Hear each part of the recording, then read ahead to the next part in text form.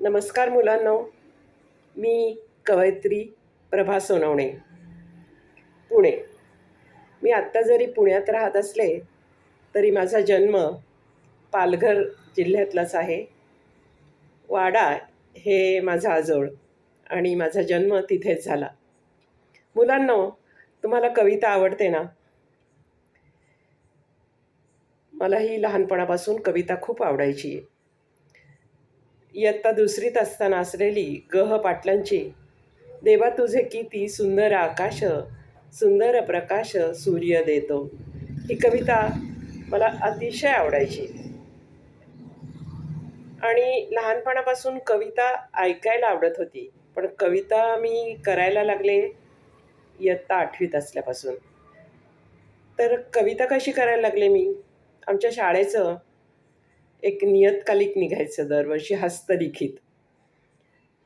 तर त्याचं काम सरांनी माझ्यावर सोपवलं, माझ्यावर आणि माझ्या एका मैत्रिणीवर.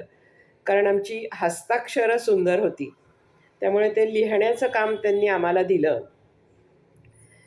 तेव्हा 8वीत असताना मी पहिल्यांदा कविता लिहिली.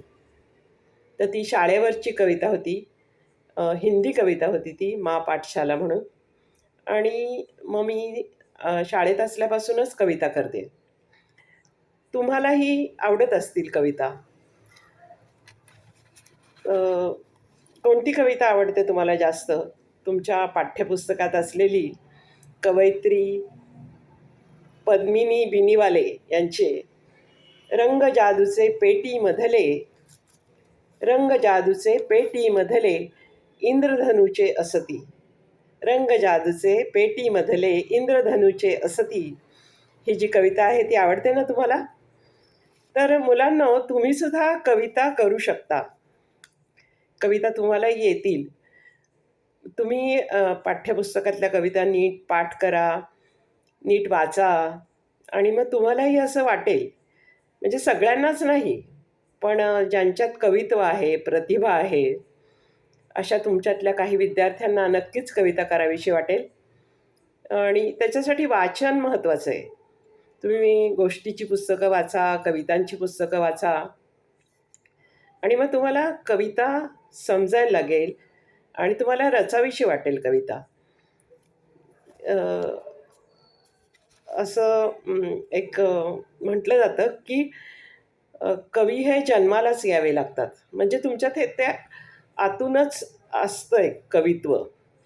सगळेच कवी होतील असं नाही, पण सगळे चांगले वाचक होऊ शकतील.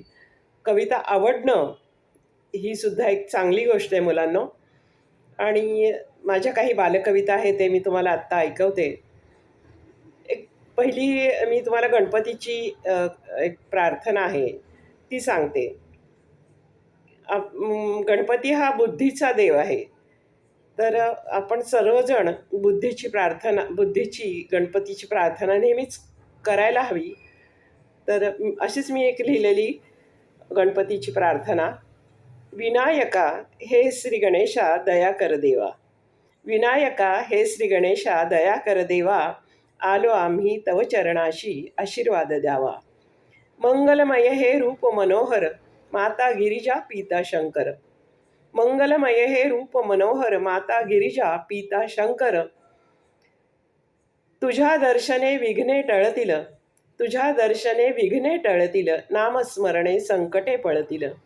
हे हेरंबा मयुरेश्वर ओंकार, आमची आराधना स्वीकार. जास्वंदी ही लाल तांबडी, जास्वंदी ही लाल तांबडी, हिरवी दुर्वांकुरे, आणले भावभक्तीचे हार तुरे. श्रद्धेच्या स्नेहाने तेवती नयनांची निरांजने, श्रद्धेच्या स्नेहाने तेवती, श्रद्धेच्या स्नेहाने तेवती नयनांची निरांजने. दर्शन देऊन पावन करावे, दर्शन देऊन पावन करावे, सर्वार्थाने आम्हा रक्षावे, हीच एक प्रार्थना तुझ्या चरणी गजानना, तुझ्या चरणी गजानना. आवडली का ही प्रार्थना तुम्हाला? आणि आत्ता नुकताच दसऱ्याचा सण होऊन गेलेला आहे, नवरात्र झालेलं आहे. तर आपण एक देवीची सुद्धा एक प्रार्थना ऐकूया, देवी स्तुती. ती अशी आहे. कशी सांग आता करू प्रार्थना, कशी सांग आता करू प्रार्थना, करावी कशी सांग आराधना. कशी सांग आता करू प्रार्थना, करावी कशी सांग आराधना. तुझी मूर्त माझ्या मनी मानसी, तुझी मूर्त माझ्या मनी मानसी, असे प्रेम माझे खरी साधना, असे प्रेम माझे खरी साधना. करू मी कशाला व्रते याचना, करू मी कशाला व्रते याचना, असे श्वास माझा तुझी अर्चना, असे श्वास माझा तुझी अर्चना.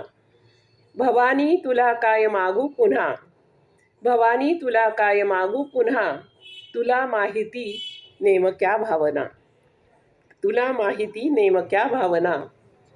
तुझी सेविका मी तुझी बालिका, तुझी सेविका मी तुझी बालिका. महामाय रक्षी अशा बंधना, महामाय रक्षी अशा बंधना. तर मी तुम्हाला गणपतीची आणि देवीची कविता,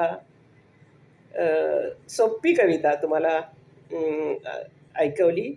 आवडल्या का या दोन्ही प्रार्थना तुम्हाला? पहिली गणपतीची प्रार्थना आणि नंतर देवीची स्तुती. तर मुलांनो, अशा आपण प्रार्थना ऐकत असतो, आई घरी आरत्या म्हणत असते, तर हे आपल्या सारखं कानावर पडत असतं ना, तेच मग आपल्या कवितेतून उमटायला लागतं. शब्द, नंतर त्याची लय आणि यमक जुळवणं. सुरुवातीला अशा आपण छोट्या छोट्या कविता करू शकतो आणि नंतर मग त्याच्यात आणखीन भावना. तुम्ही जसे जसे मोठे होत जाल तशा त्यात जास्त प्रगती होत जाईल कवितेत.